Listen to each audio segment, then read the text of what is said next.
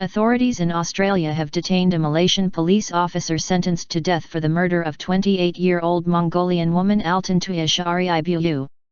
Ms Shaariibuu was shot in the head and her body blown up with explosives in a jungle near Kuala Lumpur in 2006. Sirul Azhar Umar, a former bodyguard to Prime Minister Najib Razak, had his conviction reinstated last week in a Malaysian court but was on the run. The case rocked the country when it first came to light.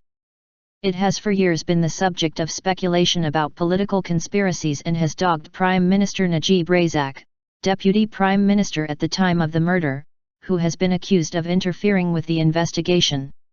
He has repeatedly said that he had nothing to do with the case and never met Ms Shaariibuu. Extradition unlikely.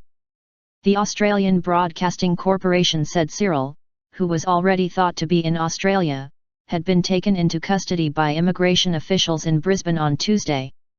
The Australian Department of Immigration and Border Protection said only that it had detained an unlawful non-citizen and was aware of the Malaysian authorities' interest in this individual. But his detention was later confirmed by Malaysian Police Inspector General Tan Sri Khalid Abu Bakar. He told the Bernama State News Agency that police would begin discussions on extraditing Sirul to serve his sentence. However, Australia has a policy of not extraditing people to countries where they face execution. The remains of Ms Shaariibuu, a Mongolian model and interpreter, were found in a jungle in 2006. Sirul and another policeman, Azila Hedri, were found guilty and sentenced to death in 2009.